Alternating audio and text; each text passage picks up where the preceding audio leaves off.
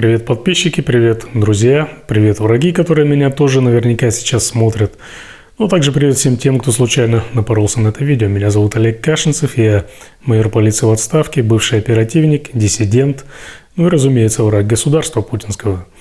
Сегодня хочу сказать пару слов о так называемых выборах, в кавычках, которые должны пройти в эти выходные и которые уже сегодня стартуют, поскольку, как вы знаете, с недавних пор в России выборы проходят по 3 дня теперь, да. Представьте себе, как бы выглядел народ нацистской, гитлеровской Германии, который где-нибудь в году 1942 или 43, ну или даже в 41, неважно, пошел бы на выборы, если бы они там в то время, конечно, происходили бы. Как бы он выглядел в глазах мирового сообщества? Он бы выглядел, мягко говоря, нелепо, глупо и отвратительно.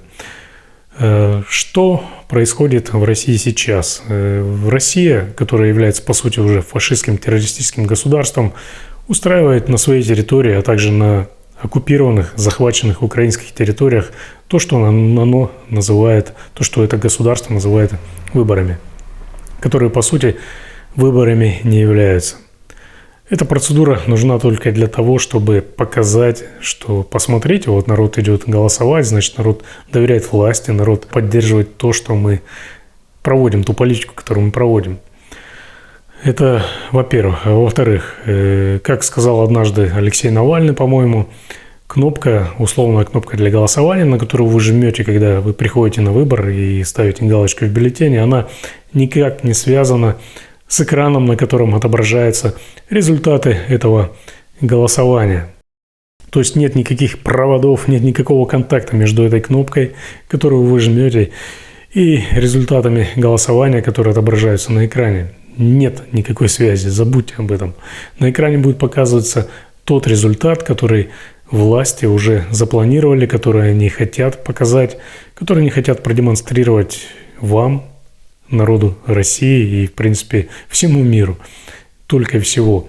Придя на эти выборы, вы тем самым как бы покажете, что да, я принимаю то, что они называют выборами, и положите маленькую гирьку на весы в пользу этого фашистского режима. По-другому я это объяснить не могу.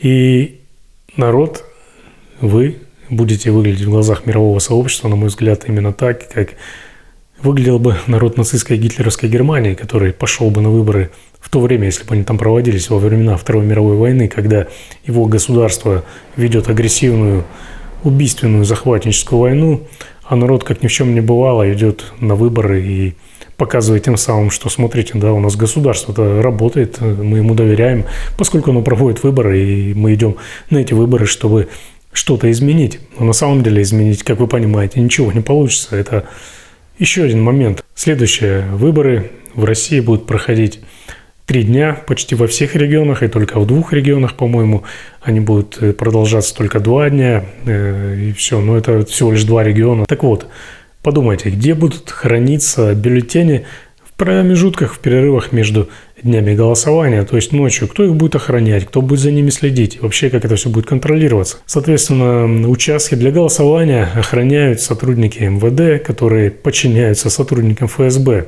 И это не секрет. Вспомните Сочинскую Олимпиаду 2014 года, когда сотрудники ФСБ через дырочки в стене, через так называемые бэкдоры, да, меняли баночки с мочой, в которых находились анализы с допингом, да, то есть они меняли мочу с допингом на обычную мочу. То же самое будет происходить и с бюллетенями для голосования на участках, для голосования на избирательных участках по ночам, когда нет выборов, когда вы спите дома, а бюллетени ваши хранятся на участках. Так вот, бюллетени на этих выборах, в кавычках, они будут из себя представлять примерно то же самое, что эти баночки с мочой. Понятное дело, что сотрудники полиции, которые беспрекословно подчиняются сотрудникам ФСБ, они даже слова не скажут против. Им поступит приказ, они наверняка сделают то, что им скажут, и закроют просто глаза.